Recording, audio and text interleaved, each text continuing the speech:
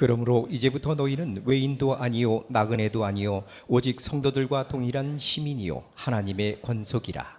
너희는 사도들과 선지자들의 터 위에 세우심을 입은 자라. 그리스도 예수께서 친히 모퉁이 돌이 되셨느니라. 그 건물마다 서로 연결하여 주 안에서 성전이 되어가고 너희도 성령 안에서 하나님이 거하실 처소가 되기 위하여 그리스도 예수 안에서 함께 지어져 가느니라. 아멘. 자, 에베소서 2장 19절에서 22절 말씀 가지고 성도된 우리가 교회인입니다라는 제목으로 하나님 말씀 증거하겠습니다. 오늘은 우리 교회가 창립 2주년을 맞이하는 주일입니다. 그리고 동시에 주님의 이 몸된 교회, 예수님의 핏값으로 사신 이 몸된 교회를 위해 새로운 일꾼들이 세워지는 임직의 날이기도 합니다. 오늘 이 자리에는요, 우리가 기억해야 할 감사가 있고 또 함께 축하해야 할 기쁨도 있고요. 그리고 또 새로이 각오해야 할 그런 사명도 우리 가운데 있습니다. 2년 전 하나님은 교회를 세우시기 시작하셨습니다. 교회가 세워질 때 많은 이름들이 있었습니다. 그 중에서 우리가라는 이름으로 우리가 교회가 세워졌습니다. 왜 우리가일까요? 우리가 교회 그냥 주어진 이름은 아닙니다. 뭐 이뻐서도 또 멋있어도 아닙니다. 우리가라는 그 이름 안에는 신학이 있고 또 철학이 있고 또 우리의 사명이 담겨져 있는 줄 믿습니다. 왜 우리가일까? 이것은 이 교회는 어떤 한 사람이나 어떤 한 특별한 사람들로 세워지는 것이 아니라 우리의 모두가 주님의 몸된 교회를 함께 세우는 공동체성이라는 그 정체성 선언이고 또 사명 선언이 이 이름에 담겨져 있습니다. 오늘 말씀의 제목이 바로 성도된 우리가 교회입니다. 교회는 여러분 누가 만드는 것일까요? 교회를 누가 만드는 것일까요? 건축가일까요? 아니면 헌금일까요? 돈이 모이고 건물이 세워지면 그것이 교회가 되는 것일까요? 아니죠. 참된 교회는 하나님이 만드시는 것입니다. 돈이 만드는 것도 아니고 건물이 만드는 것도 아니고 사람이 만드는 것도 아닙니다. 오로지 참된 교회는 하나님만이 만드시는 것입니다. 하나님이 예수 그리스도를 머리로 하여 세상에서 성도된 우리 하나하나를 부르셔서 예수님의 몸으로 그렇게 교회로 만들어가고 계시는 것이죠. 그게 교회입니다.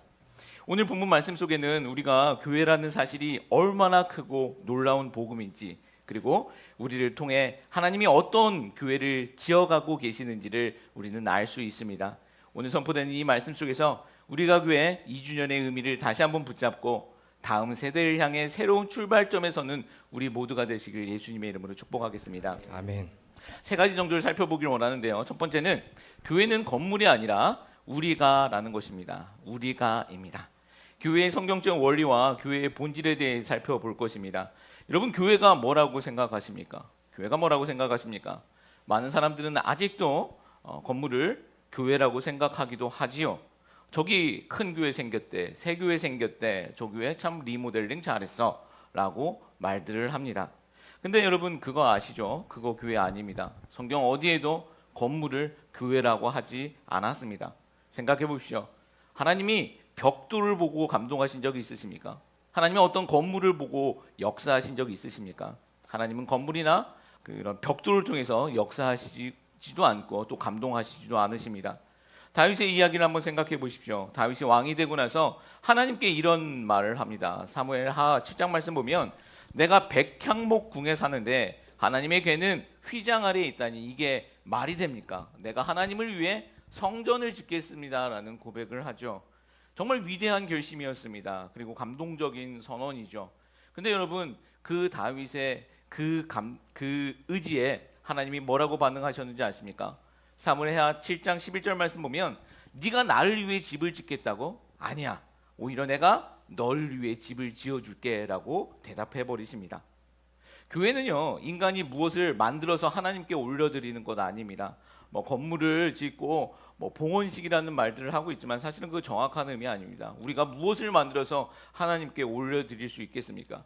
아무리 화려한 궁전을 짓는다 할지라도 하나님이 그것에 만족하시겠습니까? 명품이나 뭐 가장 값진 것으로 치장을 해도 여러분 그것은 하나님의 영광에 비교할 수 없습니다. 우리만 좋아하는 것입니다. 교회는요, 하나님께서 인간인 우리를 부르셔서 하나님이 지어주시는 것, 그것이 교회가 된다는 것이죠. 교회는 헬라어로 에클레시아라는 거 아시죠? 에클레시아, 이 말의 뜻 잘 아실 것입니다. 불러낸 자들의 모임입니다. 에크 밖으로 클레오 부르다 에클레오 그렇게 되어집니다. 에클레시아. 애굽에서 나온 이스라엘 그 출애굽한 이스라엘을 향해 하나님은 광야 교회라고 말씀하세요. 출애굽한 이스라엘 향해 광야 교회라고 말씀하시죠. 생각해 보십시오. 애굽에서 광야로 탈출한 이스라엘 그들에게 뭐가 있었겠습니까? 건물이 있었습니까? 어떤 장소가 있었습니까? 어떤 뭐 주소가 있었습니까? 그런 거 하나도 없었습니다. 그런데 성경은 그런 그들을 향해 광야 교회라고 말씀하고 있습니다. 출애굽한 그 광야 그곳에서 이스라엘 아무것도 없었습니다.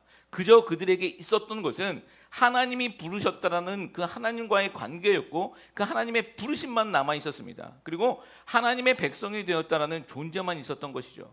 그렇기 때문에 교회의 본질은요, 장소나 건물이 아닙니다. 하나님과의 관계이고요, 그리고 사명이고 존재가 되어지더라는 것입니다. 이런 교회가 신약으로 와서 본격적으로 등장하기 시작하는데 사도행전에서는 신약교회의 시작을 이렇게 보여주고 있습니다. 사도행전 2장 우리 42절 말씀 한번 같이 읽도록 하겠습니다. 그들이 사도의 가르침을 받아 서로 교제하고 떡을 떼며 오로지 기도하기를 힘쓰니라. 아멘. 자, 사도행전에 등장하고 있는 첫 교회의 모습은 어떻습니까? 건물이 있었습니까? 없었습니다. 조직이 있었습니까? 그것도 없었습니다. 간판이 있었나요? 없었습니다. 그런데 교회는 그렇게 시작되었습니다. 왜냐하면 하나님이 부르신 그들 가운데 예수님의 그 진리의 말씀, 사도들의 가르침, 그 예수님의 진리의 말씀이 있었고 서로 교제하며 기도하게 하는 성령 하나님이 그 가운데 있었기 때문입니다. 우리 영과 진리 잘 배웠지 않습니까? 영과 진리. 성령님과 진리의 말씀을 가진 사람들이 모여 하나님께 예배하는 공동체, 그 공동체가 바로 교회가 된다는 것입니다. 영과 진리로 하나님께 예배하는 공동체, 이게 교회입니다. 제가 며칠 전에 좀 씁쓸한 이야기를 좀 기사로 읽었습니다. 한국에서 엄청나게 큰 대형 교회에 어떤 교회가 예배당을 짓게 되었는데 뭐 몇만 명이 모여서 예배 드리는 곳이 굉장히 큰 돈이 이제 움직여야 하는 상황입니다. 저는 개인적으로 이제 교회가 대형화되는 것에는 찬성하지 않습니다. 너무 많은 해악들이 존재할 수밖에 없기 때문입니다. 그렇다고 뭐 작은 교회가 무조건 건강하다 그런 것도 절대 아니죠. 그런 건 아닙니다. 그러나 단지 규모가 커지면 교회의 규모가 커지면 해악들이 더 많을 수밖에 없다라는 것은 확실하죠. 그것은 역사가 증명하는 것입니다. 교회가 돈이 있고 권력이 생기고 힘이 생기기 시작하면 무너지기 시작하기가 너무나도 쉽습니다. 그건 역사가 증명하고 있는 사실입니다. 왜냐하면 인간들이 죄인이기 때문입니다. 여하튼 이 예배당을 짓게 되는데 큰 돈들이 움직이게 되어집니다. 시스템 이런 거에 뭐 몇십만 불, 몇백만 불씩 들어가죠. 저희처럼 작은 교회도 이런 시스템에는 큰 돈이 들어갑니다. 그렇게 큰 교회는 더 큰 많은 돈들이 들어가겠죠. 우리가 그것을 뭐라고 할 수는 없습니다. 자기네 형편대로 하는 것이기 때문입니다. 근데 어떤 분이 이런 것을 올리셨더라고요. 그날 이제 주부에 그 교회 이제 도네이션 물품 목록들이 그 교회 주부에 올랐는데 다 그냥 몇 억 단위예요. 작은 게 몇백만 원인데 이해가 되지 아니하는 것들 몇 가지를 이렇게 이야기를 하시더라고요. 교회 앞에 소나무를 심어야 되는데 소나무 한 그루에 1,000만 원씩이더라고요. 1,000만 원짜리 소나무. 뭐 그럴 수도 있다라고 생각할 수도 있죠. 뭐 자기들 수준이 그러면 그럴 수 있습니다. 그런데 그거는 개인의 수준이지 교회가 그러면 안 됩니다. 한번 생각해 보십시오. 정말 1,000만 원짜리 그런 나무들 교회 앞에 세워놨다고 하나님이 그것을 기뻐하실까요? 저는 이해가 되지 않는 게 중세교회는 그렇게 개신교 목사님들이 욕을 하면서 그러면서 그 중세교회를 따라하고 있는 그 모습들이 참 이해가 되지 않는 부분들이 있습니다. 교회는 어디서부터 무너지기 시작하는 것일까 한번 제가 생각해 보았는데 영어로 우리가 예배를 두 단어로 보통 표시를 하죠. 무엇이라고 얘기합니까? worship 또는 service라고 이야기를 합니다. 개인적으로는 저는 예배를 이 서비스라고 말하는 것 이런 단어를 사용하는 것은 별로 좋아하지 않습니다. 원래 서비스라는 것은 누가 누구에게 서비스해야 하는 것입니까? 예배가 서비스라면 누가 누구에게 서비스해야 하는 것입니까? 우리 인간이 철저하게 하나님 앞에 무릎 꿇고 서비스해야 하는 것이 맞는 것입니다. 그런데 지금은 반대로 우리 인간이 마치 하나님께 서비스를 받는 것 같은 모양새가 될 때가 참으로 많더라는 것이죠. 이때부터 교회 예배당은요 이렇게 서비스 생각하기 시작하면 교회 예배당은 그 예배당이 아무리 크고 화려한 건물이라 할지라도 극장이 되고 마는 것입니다. 그리고 성도는 서비스 받는 관객, 고객이 되고 마는 것이죠.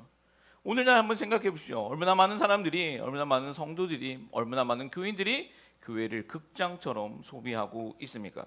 예배 잘하네 4.5점 뭐 별점 매기고, 찬양 좋네 감동 점수 80점, 오늘 말씀은 좀 약했네 다음 주 한번 기대해 보지, 행사 재미없어 다음에 안 나와야지. 마치 아메리카 갓탤런트처럼 합격 불합격을 매기고 있는 것이 우리의 모습이 아닌가 한번 생각을 해봅니다. 여러분, 교회가 고객 만족을 생각하기 시작하면요, 교회는요 최고의 서비스를 제공하는 서비스 업체가 되고 마는 것입니다. 무한 경쟁에 빠지는 것이죠. 누가 더 잘하나, 논스톱 서비스, 최고의 서비스, 발레 파킹 해주고요, 또 강아지들도 돌봐주고, 그런 서비스를 교회들이 해주고 있는 것입니다. 어떤 서비스 업체가 최고의 서비스를 제공하냐에 따라, 또 어떤 공연을 얼마만큼 하느냐에 따라 업체의 규모가 달라지듯이 교회의 규모가 달라지기도 하더라는 것이죠. 이게 오늘날 교회라는 조직의 모습이 아닐까 하는 그런 씁쓸한 생각을 해보았습니다. 저는 이 환경을 무시하자는 것이 아닙니다. 지금 본질을 말씀드리고 있는 것입니다. 항상 형식이 본질을 앞서면 그것은 망하게 되어집니다. 지난번에도 말씀드렸죠. 종교의 본질이 없어지고 형식만 남게 되어지면 그것이 폭력이라고 말씀드렸습니다. 지금 이것이 화려한 폭력입니다. 폭력이라는 것이 꼭 주먹 쥐고 사람 때려서가 아니라 화려한 폭력에 앞장설 수도 있다는 것이죠. 과연 그렇게 최고의 서비스를 받고자 하는 사람들이 모인들, 그렇게 많은 사람들이 모인들, 그리고 그 건물들이 점점점 커진들, 과연 하나님이 기뻐하실까라는 우리가 의문점을 우리가 생각해 보아야 된다는 것이죠. 여러분, 교회는요 서비스를 받으러 오는 것도 아니고 출석 체크하러 오는 것도 아닙니다. 내 만족을 채워주는 것도 교회가 되는 것 아닙니다. 영과 진리로, 오직 영과 진리로 예배할 때 하나님의 부르심을 받은 우리가 교회로 지어져 가는 것입니다. 여러분, 잊지 마시기 바랍니다. 교회는요 목회자가 만드는 것도 아니고 시스템이 만드는 것도 아닙니다. 그리고 행사와 건물이 만드는 것도 아닙니다. 하나님이 부르시고 예수님이 전한 그 바른 진리의 말씀 위에 성령 하나님께서 역사하여 주실 때 바로 우리가 교회가 된다는 것이죠. 건물이 없어져도, 또 조직이 없어져도, 혹 우리가 있는 곳이 광야이든 사막이든 간에 우리가 하나님의 부르심을 받고 우리가 예수 안에 함께 있다면, 예수의 그 피 묻은 복음 안에 함께 예배하고 있다면 그런 우리가 교회가 되는 줄 믿습니다. 자, 두 번째 생각해 볼 것, 우리가라는 고백은 개혁교회의 중심 사상이다라는 것입니다. 우리 베드로전서 2장 9절 말씀을 같이 한번 하나님께 올려드립니다. 그러나 너희는 택하신 족속이요 왕 같은 제사장들이요 거룩한 나라요 그의 소유가 된 백성이니 이는 너희를 어두운 데서 불러내어 그의 기이한 빛에 들어가게 하신 이의 아름다운 덕을 선포하게 하려 하심이라. 아멘. 개혁교회라고 하면 리폼 티올로지입니다. 리폼 처치를 개혁교회라고 합니다. 우리 교회는 그 개혁 신학을 추구하고 있습니다. 여러분, 종교개혁이 무엇을 일으켰을까요? 16세기 종교개혁 다 아실 것입니다. 무엇을 깨닫게 했을까요? 교회의 주인은 예수 그리스도 한 분이라는 선언이 그 종교개혁의 핵심 메시지였습니다. 그리고 그 몸을 이루는 모든 성도가 예수님의 동역자이고 제사장이라는 혁명을 선언했던 것이죠. 종교개혁이 우리를 바르게 깨닫게 한 것이 굉장히 많은데, 지금은 그 중에서 교회라는 측면에서만 제가 좀 살펴보겠습니다. 우리 한 사람 한 사람이 하나님 앞에서 제사장이라는 것입니다. 성도 한 사람 한 명이 하나님 앞에서 제사장이 된다는 것이죠. 이것을 만인 제사장설이라고도 합니다. 오늘날 목사가, 우리 개신교회 목사가 구약의 제사장 개념 절대 아닙니다. 그렇게 말하는 사람이 있으면 그거 굉장히 잘못하는 것입니다. 중세교회로 돌아갈 사람들입니다. 목사는요 하나님과 성도 어느 중간에 서 있는 그런 중보자의 위치에 서 있는 사람 절대 아니죠. 그래서 너의 죄를 사하노라 뭐 이렇게 말할 수 있는 권세가 있지도 않습니다. 하나님 앞에서 그저 사람은, 목회자도 성도이고 제사장에 불과합니다. 하나님 앞에서 모든 사람은 다 똑같은 것이죠. 우리 모두가 성도이고 모두가 제사장입니다. 회개할 일이 있어도 여러분, 사람 앞에서 회개하면 안 됩니다. 하나님 앞에서 1대1로 찾아가셔서 해결하셔야 되는 것입니다. 이것이 종교개혁이 가르쳐준 가장 큰 유산이 되어집니다. 또 우리 한 사람 한 사람이 하나님 앞에서 사명자라는 것을 종교개혁은 깨닫게 했죠. 또한 우리 한 사람 한 사람이 또 하나님의 나라 일꾼이 된다는 것도 우리에게 알려주었습니다. 개혁신학은 교회를 어떻게 정의하냐면 개혁교회의 위대한 고백서가 몇 개가 있는데요. 벨직 신앙 고백서라는 것이 있습니다. 벨직 신앙 고백서. 우리 믿음의 선조들이 37개의 그 항목의 고백을 한 내용이 있는데 그 중에 29조 한번 띄워줘 보시겠습니까? 벨직 신앙 고백서 29조에는 이렇게 말하고 있습니다. 참된 교회의 표지가 3개가 있는데 그 3개가 무엇이냐면 첫 번째는 말씀이 바르게 선포되는 공동체, 그리고 두 번째는 성례, 세례와 성찬이 바르게 시행되는 공동체, 그리고 세 번째는 권징입니다. 이 부분이 중요한 것 같아요. 권징, 책망과 훈계가 바르게 시행되는 교회, 그 공동체가 바로 참된 교회의 표지가 되어진다라고 우리 믿음의 선조들은 이야기를 했습니다. 정리하면 이렇습니다. 교회는 바른 말씀이 중심이 되어야 되는 것이고요, 또 은혜가 중심이 되어야 되는 것이고, 거룩함을 지키는 공동체가 되어야 된다는 것입니다. 우리 믿음의 선조들은 교회가 건강해지려면 이 3가지가 있어야 하는데, 첫 번째로 바른 말씀이 있어야 된다는 것이죠. 여러분, 말씀 가지고 장난쳐서는 안 됩니다. 그리고 말씀 앞에 절대로 어떤 것들이 그 앞에 설 수 없습니다. 제가 LA에서 사역하다 보니 LA에는 계시 받으셨다는 분들이 참 많으세요. 선지자 같은 분들이 참 많으시지만 절대 말씀 앞에, 아무리 신기한 체험이 있다 할지라도 말씀 앞에 서 있을 수는 없습니다. 그리고 두 번째로는 모든 것이 은혜였다라는 그 사실된, 그 진실된 고백이 교회 안에는 있어야 된다는 것이죠. 성례를 말씀하고 있잖아요. 성찬과 세례를 말씀하고 있는데, 이 성찬과 세례, 여기서 우리 인간의 공로가 들어갈 부분이 어디 있습니까? 성례는요, 오로지 하나님의 은혜로만 시행되는 것입니다. 교회가 하나님의 은혜였다라고 말하면서 자기 자랑이나 자기 공로로 남아서는 결코 안 된다라는 것이죠. 하나님의 은혜 말고 다른 것을 자랑해서는 안 된다라는 것입니다. 그리고 세 번째로는 거룩함이 교회에는 있어야 합니다. 권징, 여기서 말씀하고 있는 것은 권징, 책망과 훈계입니다. 지상 교회는 완벽할 수 없습니다. 우리 로컬 교회는 완벽할 수 없습니다. 실수도 있고 또 그래서 연약함도 있을 수 있습니다. 그러나 거룩함으로 세상과 구별되려고 몸부림치며 나아가야 하는 것이 교회의 마땅한 모습이라는 것이죠. 우리가 능력이 있다고 소나무 10,000불짜리 그런 거 심어놓으면, 여러분, 교회가 세상과 무엇이 다르겠습니까? 그렇게 10,000불짜리 그런 화려한 나무들 심어놓으면 세상이 와 멋있다고 칭찬할 것 같습니까? 다 욕하죠. 욕하지 않습니까? 그럼 교회가 욕먹는 겁니까? 아니면 교회의 주인 대신 예수님이 욕먹는 겁니까? 그것을 생각해야 된다는 것입니다. 할 수 있어도 하지 않는 것이 성숙이지 않습니까?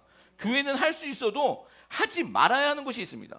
우리 교회 수준이 이만큼 돼, 그러니까 나 이런 거 해도 돼, 안 된다는 거예요. 안 된다는 것입니다. 교회는 세상과 달라야 한다는 것이죠. 그게 거룩입니다. 여러분, 예수님께서 무엇이라고 말씀하고 있습니까? 성경이 무엇이라고 말씀하고 있습니까? 너희가 죄를 위해 피 흘리기까지 싸워야 된다고 말씀하고 있는데, 이런 거 하나 지키지 못하면서 무슨 죄를 위해 피 흘릴 수 있냐라는 거예요. 그것은 불가능하다라는 것이죠.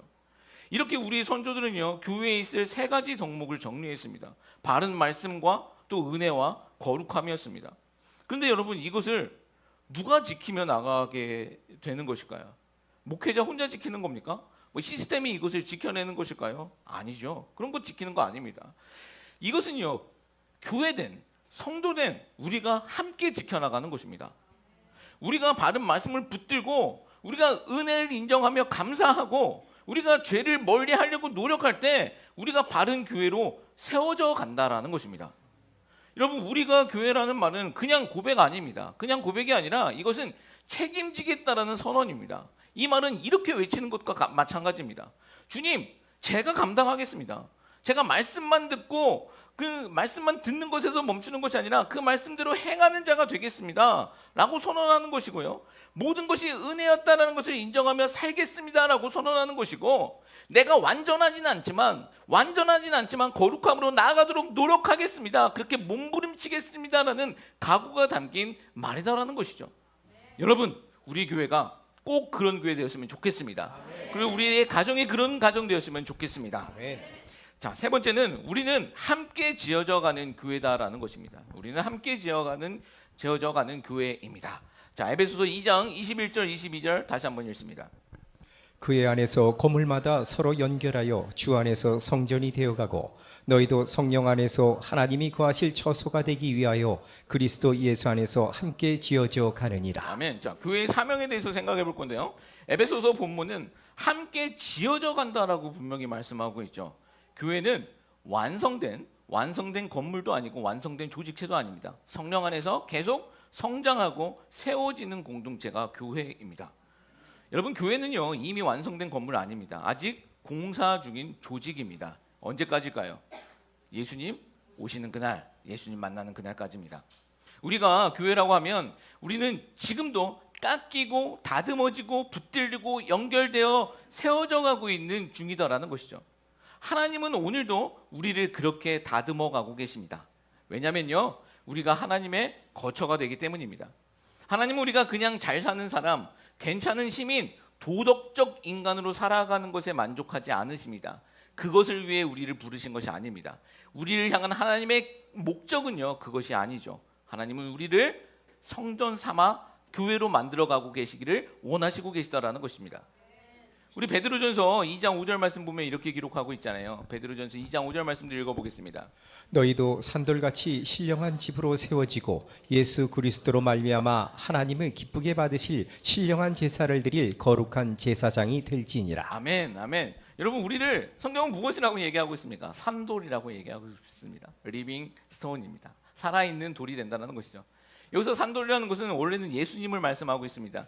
예수님이 하나님의 선택을 받은 살아있는 교회의 모퉁이 돌, 코너스톤이 되었다라는 말씀이죠. 그러면서 오늘 본문에서는 여기서 너희도 그 산돌같이 되라는 것입니다. 너희도 그 예수님처럼 살아있는 돌이 되어 신령한 집, 교회로 지어져 가라라고 말씀하고 있습니다. 여러분, 죽어있는 돌이 아니라 살아있는 돌입니다. 돌이라서 기분 나빠하시지 말고 살아있는 돌입니다. 움직이는 돌, 깎이는 돌, 서로 맞춰지는 그런 돌을 의미하고 있는 것입니다. 여러분, 근데 문제는 무엇입니까? 문제는 무엇일까요? 우리는요 다듬어지지 않으려고 하는 것이 문제입니다. 남에게 맞춰지는 것을 굉장히 싫어하죠. 부딪히고 다듬어지는 것을 거부합니다. 그런데 여러분, 그러면 죽은 돌 되는 것입니다. 교회는요 혼자 세워지는 것 아닙니다.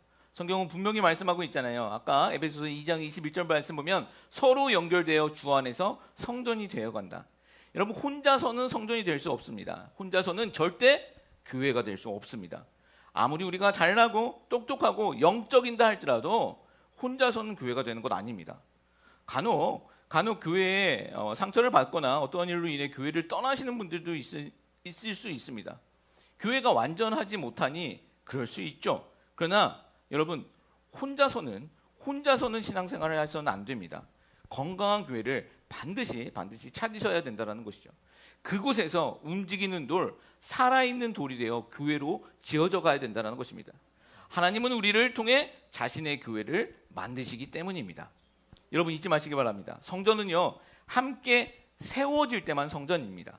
교회는요 함께 세워질 때 교회가 되는 것입니다. 교회는 절대 단수가 아니라 복수입니다. 우리가 없이는 교회가 안 된다라는 것입니다. 나 혼자 교회가 될 수 없다라는 것이죠. 우리가 교회이지 나만 교회, 이것은 불가능하다라는 것입니다. 우리가 모여서 교회가 되어지는 것입니다. 그러니까 부딪히는 것에 대해 너무 두려워하지 마십시오. 상처받기 두렵다고 피하시는 것도 그렇게 지혜로운 거 아닙니다. 다듬어지기 싫다고 도망가지 말라는 것이죠. 하나님이 부르신 공동체 안에서 우리는 깎이고 부딪히며 그렇게 성장하게 되는 것입니다. 그렇게 살아있는 돌들이 되시기를 예수님의 이름으로 축복합니다. 아멘. 조금 더 생각해 보면 이렇습니다. 교회는 누리기 위해 가는 곳도 아닙니다. 섬기기 위해 존재하는 곳이 바로 교회가 되어집니다. 예수님은 마가복음 10장 45절 말씀 보면 섬김을 받으러 온 것이 아니라 섬기러 오셨다라고 예수님께서 친히 말씀하시죠. 그리고 그분은 요한복음에서 이런 말씀을 하세요. 너희도 이와 같이 하라. 여러분, 여기에는 예외 없습니다. 직분자도 예외 없고 목사도 예외 없습니다. 예수님이 그렇게 명령하셨으니 우리는 그렇게 살아가면 되는 것입니다. 교회는요 나만 위로받는 것이 아니라 누구에게 손 내밀어 위로해 주는 것이고요. 교회는 내가 인정받는 것이 아니라 누군가를 세워주는 곳, 그것이 교회가 되어야 합니다. 아멘. 교회는 내가 편해지는 공간이 아니라 누군가의 짐을 함께 지고 걸어가는 영적 전쟁터와 같은 곳입니다. 특별히 오늘은 임직 받으시는 분들이 계십니다. 안수 집사님으로 또 네 분의 권사님들 직분을 받게 되셨습니다. 제가 지난주에도 우리 직분자 교육 시간에 말씀드렸습니다. 교회에서 직분자는 직분이라는 무게가 상당하다라고 말씀드렸죠. 직분자는 교회에서 자기 권리를 주장하는 사람이 아니라 여러 책임을 감당하는 사람들이라고 말씀드렸습니다. 세상은 권력을 향해 올라가지만 교회는요, 주님의 몸된 교회는 제자들의 발을 씻기시는 예수님처럼 밑으로 내려가는 곳입니다. 세상은 권력을 추구하지만 교회에서 추구해야 할 것은 섬김의 자리라는 것입니다. 내려가야 된다는 거예요. 섬기려 내려가는 곳, 또 서로 낮아지려고 하는 곳, 그곳이 교회가 되어야 하는 줄 믿습니다. 그것을 몸소 실천하시는 분들이 교회의 직분자들이 되어야 하는 것이죠. 아멘. 물론 교회를 이제 섬기시다 보면 어떤 때는 오해받으실 수도 있습니다. 그리고 자존심 상하실 수도 있고, 또 어떤 때는 기분 되게 나쁘실 수도 있을 것 같아요. 그래서 제가 지난주에도 말씀드렸죠. 삼가 조의를 표합니다라고 말씀드렸습니다. 죽으셔야 합니다. 직분은 위로 올라가는 계단이 아니라 더 낮은 자리로 내려가는 사명의 길입니다. 원래 직분의 무게는요, 굉장히 크고 무겁습니다. 근데 사람들은요, 이 크고 무거운 직분을 가지고 자꾸 자기가 올라서려고 하니까 문제가 생기더라는 거예요. 한번 교회에서 일어나는 일들 보십시오. 직분을 가지고 자꾸 오르려고 하니 문제가 생기더라는 것입니다. 직분자의 길은요, 섬기로 내려가는 자리입니다. 그 무게를 잘 감당하실 때 하나님께서는 하나님의 방법으로 반드시 들어 세워주실 줄 믿습니다. 아멘. 그럴 리는 없겠지만 직분자의 자리가 섬기는 자리라고 해서 여러분 막 하시면 안 됩니다. 막 전화 막 하셔서 돈 빌려달라 이런 거 막 하시면 안 됩니다. 막 부르셔도 안 되는 것입니다. 자, 소망하는 것은 우리가 교회 모든 성도님들이 한 분 한 분이 함께 모여 하나님이 기뻐하시는 교회로 지어져 가기를 축복합니다. 아멘. 그것이 우리가 교회입니다. 아멘. 자, 마지막으로 우리 주부에 보시면 항상 뒤편 보시면 이렇게 작은 글씨로 쓰여 놓은 게 있습니다. 제가 만들어 생각해서 기록한 건데 우리 같이 한번 읽고 메시지를 마무리하도록 하겠습니다. 같이 한번 읽어보겠습니다. 하나님께서 우리를 성전 삼아 주시고 성도라 부르셨습니다. 성도는 교회를 다니는 것이 아니라 교회가 되어가는 것입니다. 그래서 우리가 교회입니다. 아멘. 왜 우리가 교회인지 아시겠죠? 하나님께서는 우리를 성전 삼아 주시고 세상에서 성도로 불러주셨습니다. 성도는 그냥 교회를 다니는 것이 아니라 우리가 교회가 되어져 가는 것입니다. 그래서 우리는 교회가 되는 것입니다. 그래서 우리가 교회입니다. 아멘. 기도하겠습니다.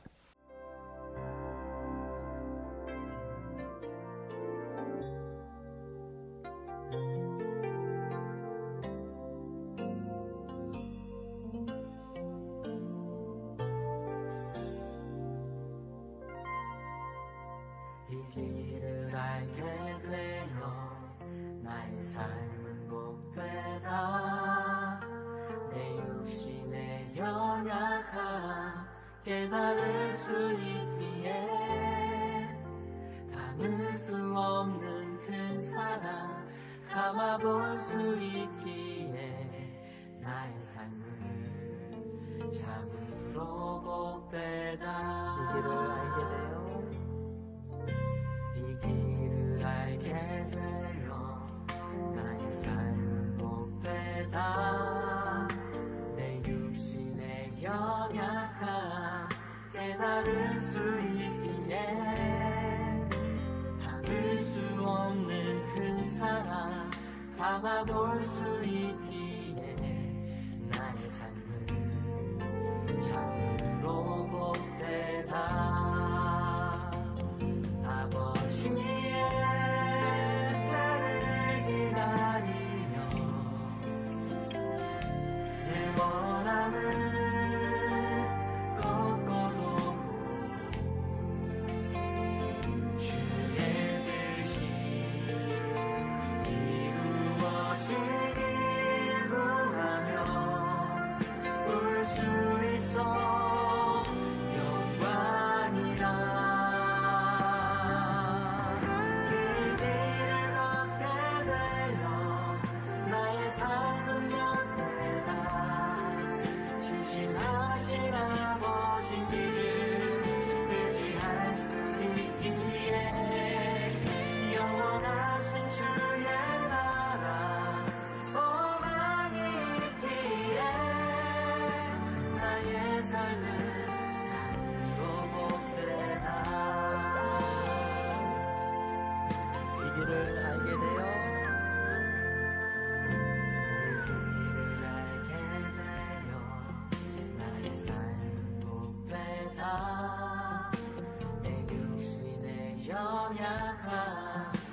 다를 수 있기에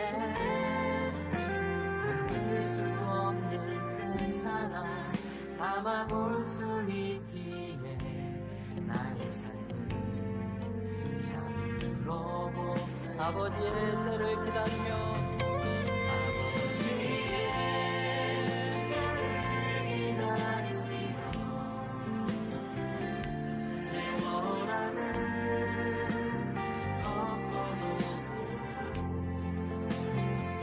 주의 뜻이 이루어지길 구하며 울 수 있어 영광이라 길을 걷게 되어 이 길을 걷게 되어 나의 삶은 복되다 신실하신 아버지를 의지할 수 있기에 영원하신 주의 나라 소망이 있기에 나의 삶은 참으로 이 복되다 길을 걷게 되어